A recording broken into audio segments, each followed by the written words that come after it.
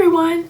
Thanks for clicking on this video. Today I'm going to be talking about everything for the Disney College program. This is going to include my phone interview and then everything that happened after that and the steps leading up to where I am currently. So let's get right on into it. Okay, so let's start with the basics. The first thing I did was apply on the website. It's pretty simple, basic. There's not much to do on there. It's pretty easy. They don't do a web interview anymore. It's just the phone interview.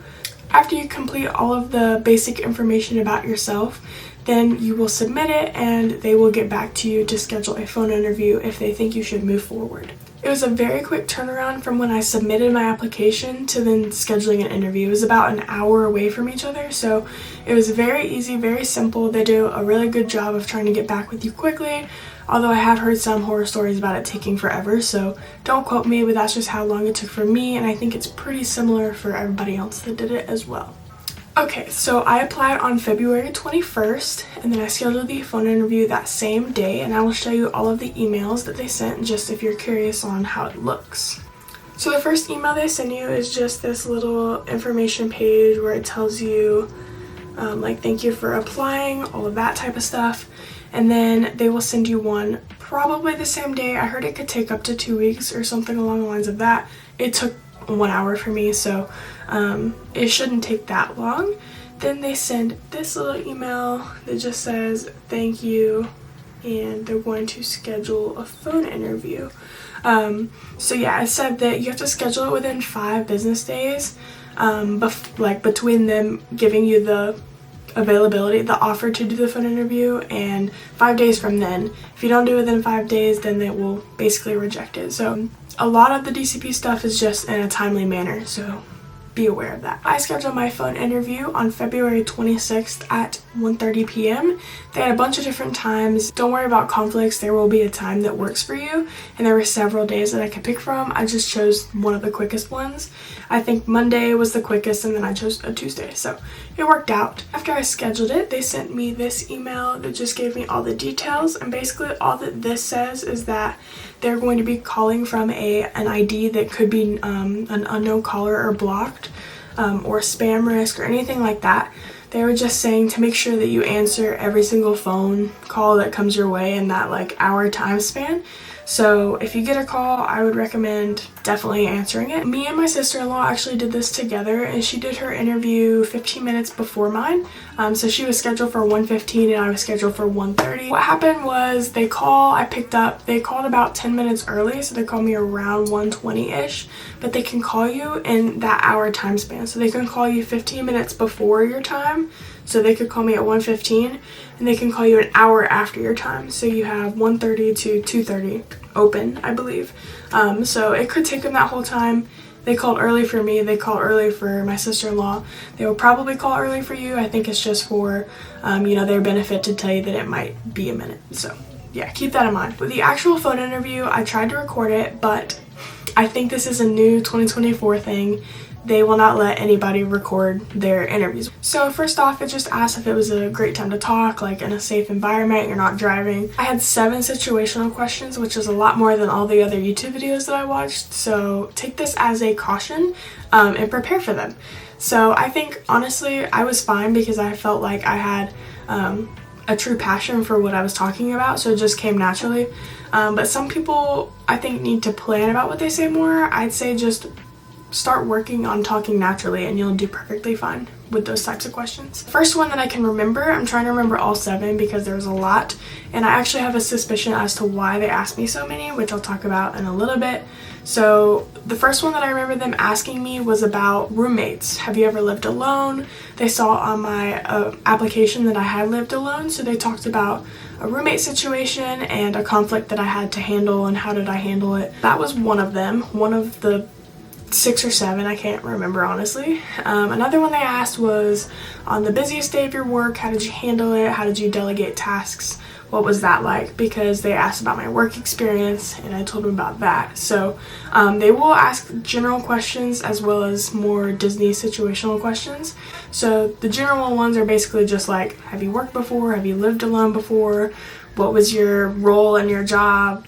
etc., etc. I think the best way to answer all of the questions is to include the 5 keys in your answers: safety, courtesy, inclusion, show, and efficiency. If you forget, look it up. It's all over the internet. So if they ask how you would handle a situation, just be like, you'll be efficient, or you'd be courteous, or inclusive, and whatever it is. Just keep those 5 words in mind and you'll do great. A couple of the other situational questions I was asked, because I know those are like the hardest for people to answer. One of them was, have you ever had to convince a crowd of people to do something, and how did you do it? That was the one where I kind of stuttered a little bit, but I think I did okay. I've had a lot of experience in leadership, so it came kind of naturally. That one kind of threw me off, but I picked it up and it was okay. Another one was, you're working at the front desk and there's a family in front of you and you're trying to get them set up, but the person next to you, your coworker, is dealing with somebody that's raising their voice. How would you handle that situation? And they couldn't print off a ticket or something. What would you do? Another one was, a family was trying to look for a princess costume everywhere and they couldn't find it. How would you handle that? It was basically like trying to offer them something else and, you know, make them feel included. There was a few more, but I can't remember exactly what they were because I was like in the spur of the moment and I couldn't write and think and all of that. Another tip I have that I also heard from somebody else, and I think it worked because I did get in, which I'll show you what happens after the phone interview, is to call them by their name. So I won't say the girl's name that interviewed me just because I don't know if that's like confidential or something. I have no clue. But at the end I was just like, thank you, name for the interview, blah blah blah blah blah. A lot of people say that that really helps, so I would do that as well. And also, like, smile while you talk and like sound enthusiastic because it'll come across over the phone. A lot of people say you can hear your smile. I guess it's true because I got in. If you want to hear your smile, then there you go. About my little interview and why I think they gave me so many situational questions is because they asked for my top roles. I listed one of them. A lot of people list 3 or they ask for your top 3. I only said 1, which I think might put me in some danger, but it's okay. I said resort concierge, which basically is the front desk people that checks everybody in to their hotels and all of that. So I think that has a lot of customer service, and that's why they kept asking me how I respond to all these different situations. So just be aware that whatever role you say is your top, they will ask you a lot of questions about that role. And then one of the final questions that she asked was, do I have a favorite Disney park or movie or song or princess? And I talked about my favorite park, and I felt like that was very appropriate because I was able to say like why I liked Epcot as much as I do. I feel like inclusiveness and just, you know, the whole just like Walt's dream and all that stuff. So I talked about that, and then after she asked if I had any questions, be friendly. I'm telling you, it helps. So I just asked her like what her favorite park was, and I think that really just solidified whatever the interview was about. I highly recommend doing that. Yeah, that's how the whole interview went. I think it went pretty good. So acceptances come out on Thursdays. They come out every single Thursday, depending on the time. It can vary depending on what time your interview was. People started getting accepted 8 a.m. Eastern Standard Time, and I actually got accepted at like 10:30, and my sister-in-law got accepted right before that. So I think it's based on when you do your interview. Yeah, so I interviewed on a Tuesday and they told me on Thursday. It was a very quick turnaround, and I think Tuesday is the cutoff. I don't think people that interview on Wednesdays hear that Thursday. They have to wait a week. So that's another tip. If you want to hear back quicker, I would recommend doing a Monday or Tuesday phone interview. And after you do your phone interview, in like an hour or so, they should send you another email that basically just says thank you for doing the interview, and it just talks about like how soon you'll hear back and all of that. After that email, I got my acceptance.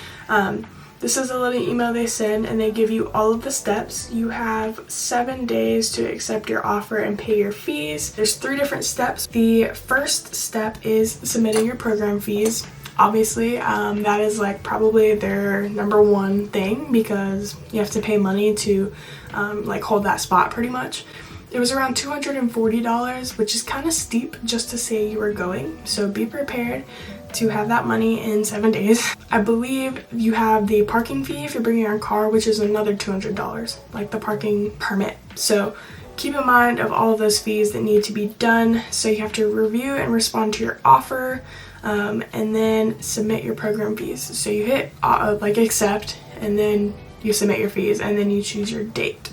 They send you an email after every step, which I really liked. It shows you exactly what to do, so don't be worried. They literally will send you an email after every single step that you take on what the next step is. The one after all your information and accepting is to do your personal details, which is just the third step. It's nothing big, it's not a lot. It's pretty self-explanatory and easy once you get there.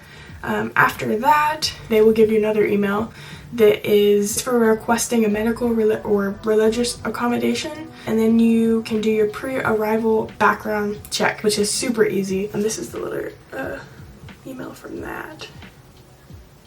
After you submit all your information and everything is confirmed, it took about half an hour for everything to go through and them to actually see that you confirmed.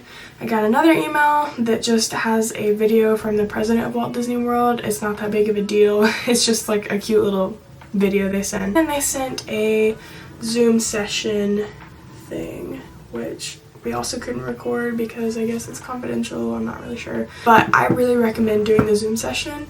They do so many of them, so if you can't make the first two, they send out like another round and they just keep doing them. I still get emails about new Zoom sessions, so I recommend you do it. They tell you everything you need to know. If you don't know a lot about the program, I highly recommend watching it.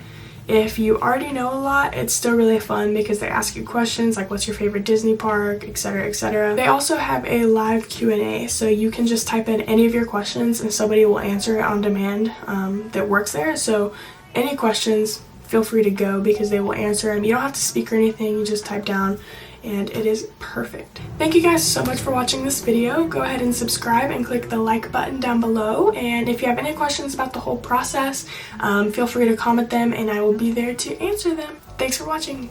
Bye.